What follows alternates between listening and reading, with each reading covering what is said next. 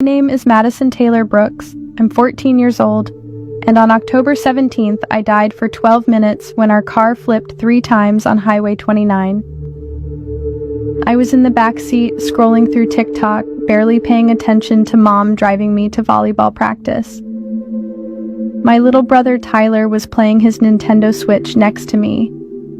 The rain was coming down so hard that Mom kept asking me to look up directions because she couldn't see the exit. I remember being annoyed because I was right in the middle of watching this dance trend video. I didn't look up. Then it happened. The semi-truck came out of nowhere. Mom screamed. Tyler dropped his game. My phone flew out of my hands as our SUV spun across 3 lanes. I remember the sound of metal crushing and glass breaking. Then nothing. But then I was floating above our car. I could see the ambulance lights flashing. People were running around below me. The rain was still pouring, but I couldn't feel it. I watched as they pulled my body out of the wreckage. My favorite blue volleyball shorts were torn. My face was covered in blood. Mom was crying, being held back by a firefighter. Tyler was already in an ambulance. I tried to yell, "Mom, I'm okay, I'm right here," but she couldn't hear me. Then everything got really bright. The ambulances, the highway, Mom, it all faded away. I felt myself being pulled through what felt like a tunnel of light. It wasn't scary. It felt warm, like when you stand in the sunlight on the first day of summer. That's when I saw him. Jesus was standing there, and he was nothing like the pictures in Sunday school. I don't even have words. Light poured from him, but somehow I could still see his face. His eyes.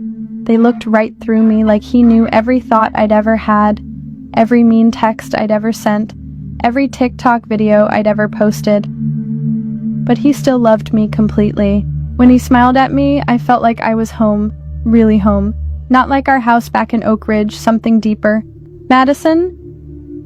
He said my name, and it sounded like music. His voice wasn't loud, but it filled everything. I started crying. Not sad tears. I don't know how to explain it. I just felt everything at once, all the love I'd ever wanted, and all the peace I never knew I needed. "Am I dead?" I asked him. "For a little while," he said. "But I have something to show you first, something important." He reached out his hand, and when I took it, suddenly we were somewhere else. It looked like a giant room with thousands of screens floating in the air. On each screen, I could see kids my age, some younger, some older, all staring down at phones or tablets or computers. "What is this?" I asked. Jesus looked sad. "This is what I see every day. These are the children I love, but they cannot hear me anymore." As we walked through the room, I could see closer. Each screen showed someone like me, hunched over, scrolling mindlessly. Their eyes looked empty. But the weird thing was, around each person were these shadows. Dark figures that whispered things into their ears. "What are those?" I whispered, moving closer to Jesus. "The enemy's workers," he said. "They speak lies through the screens." He brought me to one screen where a girl about my age was crying while scrolling through Instagram. Around her neck was what looked like a heavy chain, and at the end of it was her phone. The shadows were putting more links on the chain with every swipe of her finger. "Her name is Emma," Jesus said. "She believes she is worthless because she doesn't look like the filtered images she sees. She spends 6 hours every day comparing herself to lies." I felt sick because that was me too. I remembered crying in my bedroom because Kylie posted pictures from her birthday party that I wasn't invited to. I'd spent 3 hours that night scrolling through everyone's perfect lives, feeling worse and worse. Jesus touched the screen, and I could hear Emma's thoughts. "Nobody would care if I wasn't here anymore. Look how happy everyone else is." "But that's not true," I said, "and people would care." "You understand," Jesus said quietly. "But she cannot hear the truth anymore. The voices from her screen are too loud." We moved to another screen. A boy, maybe 12, was playing a violent game. With each kill in the game, the shadows around him grew bigger. He looked pale, with dark circles under his eyes.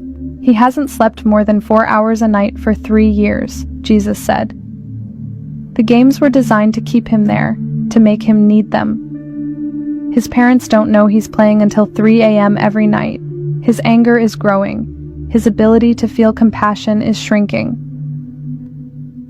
I thought about Tyler and how he'd thrown his controller at me last week when Mom made him turn off his game for dinner. Jesus showed me more screens, kids sending cruel messages to classmates while laughing, girls taking inappropriate pictures to get attention, boys watching violent and sexual content that made the shadows around them dance with glee.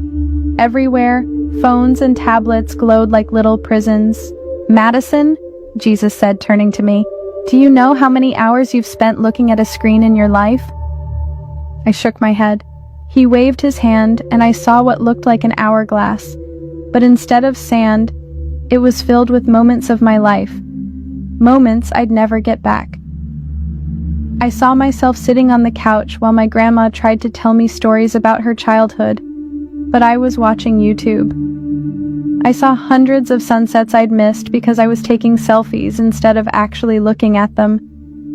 I saw myself ignoring my brother when he wanted to play because I couldn't pause my TikTok scrolling. 8,422 hours, Jesus said quietly. That's how much of your life was given to a screen. I did the math in my head. That was over a year of my life gone. But everyone does it, I whispered, feeling ashamed. Yes, Jesus said, and that's why I'm showing you this. The enemy has found a way into every home, every bedroom, every mind, without anyone noticing. Parents give their children these devices without understanding they're handing them poison in small, addictive doses. Then Jesus showed me something that broke my heart. He showed me hundreds of moments where he had tried to speak to me when I was alone in my room, or walking to school, or lying in bed at night. Times when his presence was there, when he wanted to comfort me or guide me. But every single time I'd reached for my phone instead. I'd chosen the noise over his voice. The greatest trick, Jesus said, was making everyone believe they're connected when they're actually more alone than ever. Tears were streaming down my face now. I'm sorry, I said. I didn't know. Jesus put his arm around me. This is why you're seeing this, Madison, because others need to know. Then he showed me one more scene. It was our living room, but different. My family was playing a board game. No phones in sight. Everyone was laughing. Outside it was raining, just like the day of the accident. But inside it was warm and bright.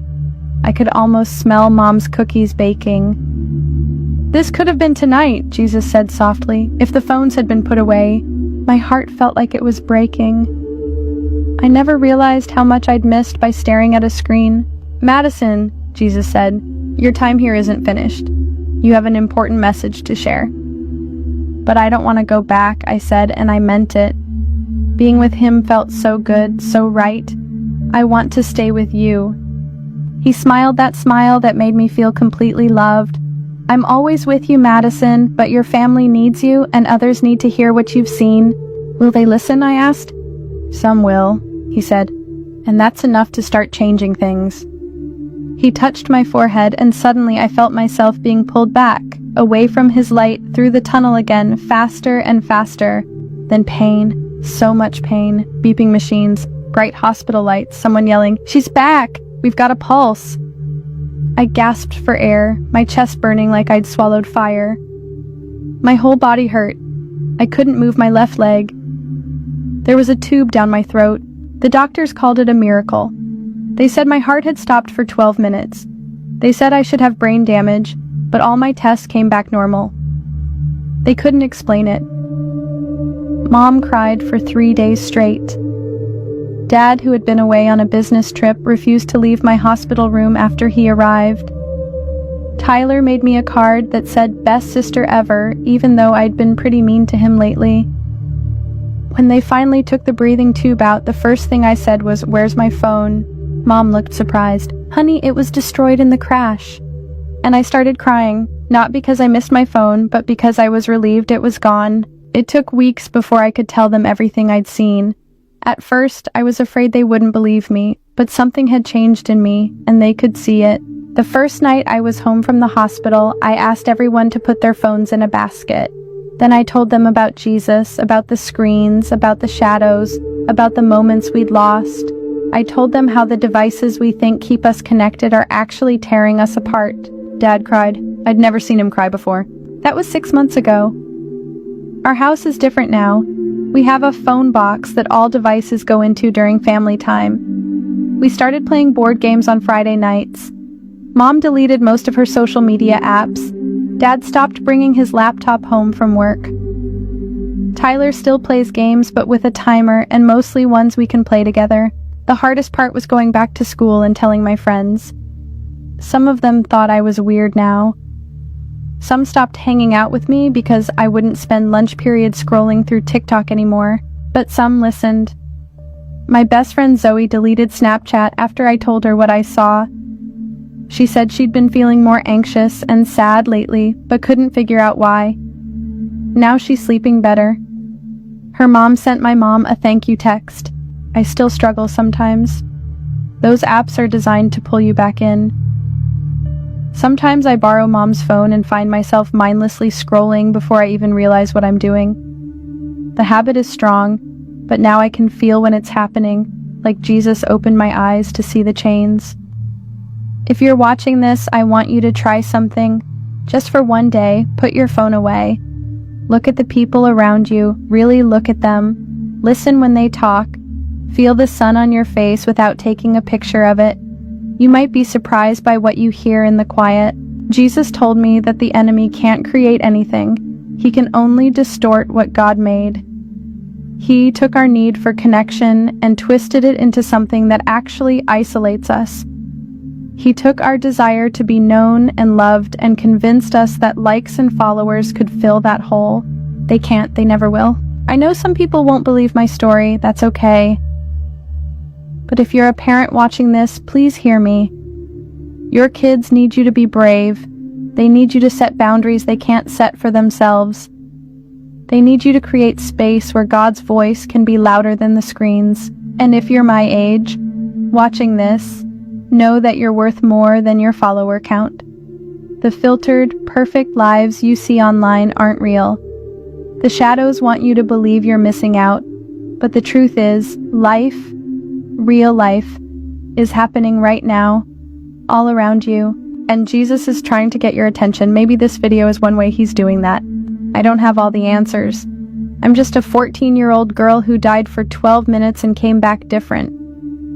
But I know what I saw, I know what I felt, and I know we can't keep living like this, heads down, thumbs scrolling, hearts empty. Put down your phone, look up, he's waiting to show you what really matters.